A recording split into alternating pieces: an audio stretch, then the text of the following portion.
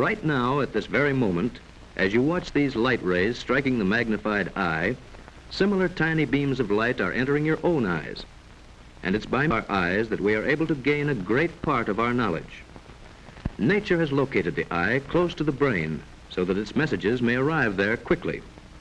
Nature has also provided ample protection for this very delicate organ. Here, with the outer coverings removed, we see the eyeball completely surrounded by a layer of soft, fatty tissue and placed within the bony orbit, where it lies protected against sudden jolts.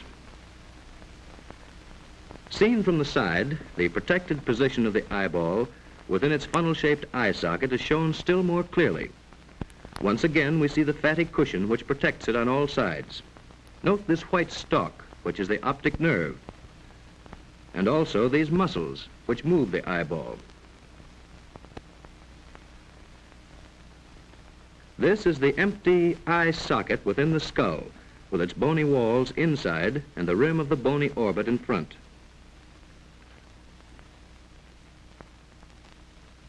By gradually restoring the outer portions of the skull and also the covering tissues, we can now realize the location of the entire eye in relation to the outline of the face. Another important safeguard to the eye is the tear gland, which secretes the tear fluid. This is an effective germicide which drains through the tear ducts into the nose after flushing and cleaning the entire eye surface. The eyeball itself has a white, glistening surface. Its front part bulges and forms a highly transparent window. In this sectional view, the capsule of the eyeball is seen to have 3 layers. This thick, tough outer layer is called the sclera and serves to protect the delicate structures within. This transparent bulging portion is called the cornea. Notice also the crystalline lens, which is one of the main features of the eye mechanism. The second layer is called the choroid. It consists of 3 different belts or zones. The first zone is called the choroid proper and is the part that carries nourishment to the tissues of the eye.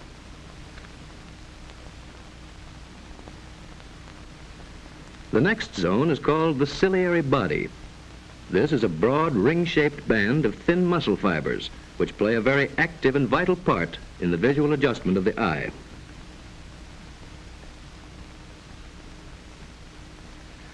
The third zone is the well-known iris, which expands and contracts the pupil much like the diaphragm of a camera. The iris will soon be described in greater detail. Here is an outside view of the entire choroid, which shows the dense network of arteries and veins carrying nourishment to the eyeball. You can also see the shape of the ciliary body and the iris.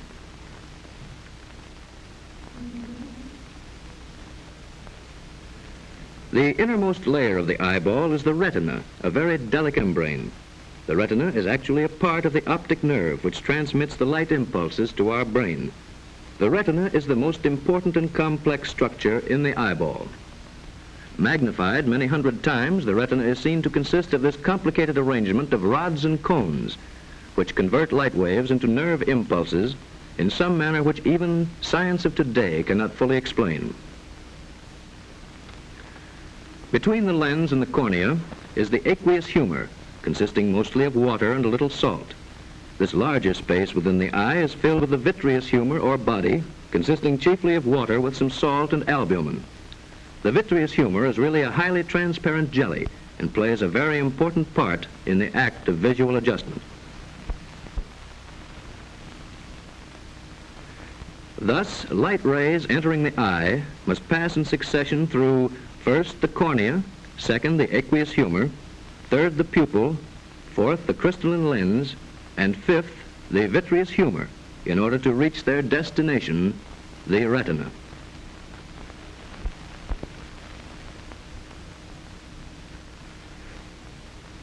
Now, just how do light rays act to form a clear picture within the eye? First, let us realize that light rays reflected from any object radiate in all directions, and that as an object moves farther away from us, the angle between the rays that enter our eyes grows smaller and smaller. And finally, when the object has reached a distance of 15 feet or more, the rays entering our eyes are practically parallel. Now, nature has provided that parallel rays shall produce a sharp image upon the retina without any effort, and, as one may say, with the eye in a state of complete relaxation. But if a distant object approaches the eye, the angle between entering rays again grows larger. This increasing angle changes the direction of the light rays as they pass through the lens, so that the sharp image falls behind the retina. As a result, the image upon the retina tends to become blurred. This blurring causes a response or reflex within our brain, which brings about harmonious internal adjustments of all parts of the eye. This adjustment is called accommodation. Accommodation restores the sharply focused image with marvelous speed and accuracy.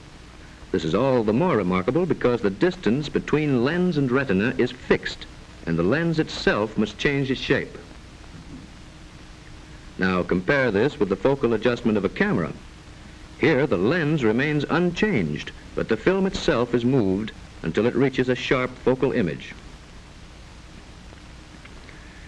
It is also necessary that both our eyes be fixed upon the same point in order that we may see an object clearly. Thus, as an object approaches us from a distance, our eyeballs turn accordingly.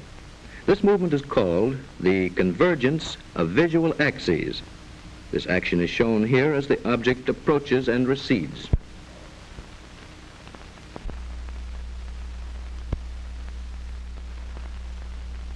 Here, in addition, we see the lenses accommodating their optical shape under the combined influence of blurred image and eyeball movement. And now let us look at this highly enlarged view of the lens itself.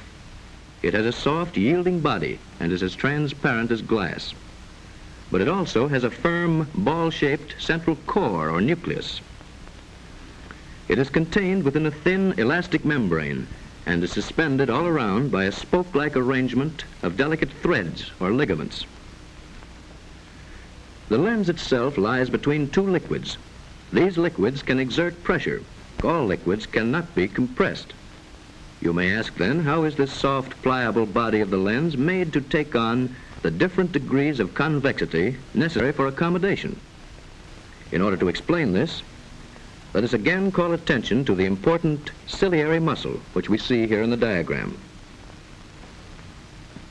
This muscle is shaped like a broad ring which can expand and contract.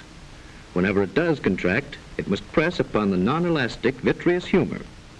This liquid is confined within the rigid capsule of the eyeball and must, therefore, exert pressure upon the lens.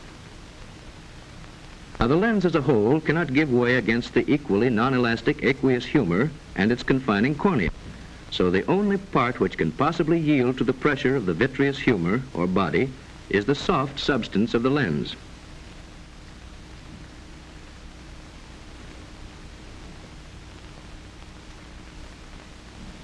This lens substance is thus molded into an even curve against the rigid ball-shaped core, thus forming this highly convex bulge, which science has called lenticonus.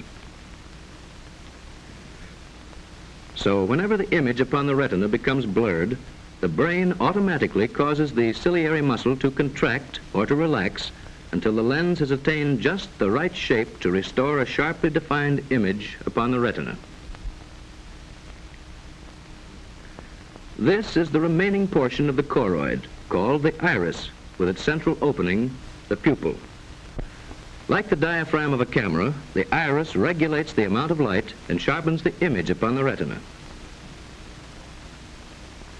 The iris acts automatically, and so is an important link in the process of accommodation.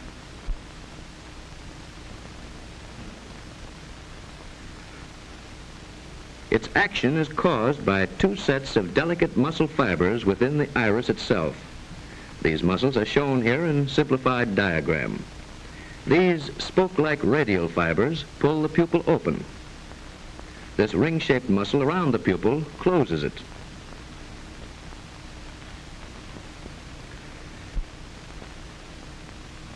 In this side view, we see the opening and closing of the pupil, so that we may more clearly understand another important part played by the iris.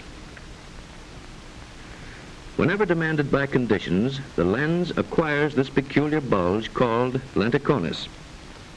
This cone-shaped curve at first causes light rays to become distorted into aberrations upon the retina. As a result of these distortions, the pupil now contracts until the diffused rays have been shut away and only a clear image remains upon the retina. These interesting mechanics of the lens are not generally known, and the facts presented here have only recently been accepted by science. It is well for us to know that our eyes are one of our greatest gifts of nature and are indeed worthy of our constant care and protection.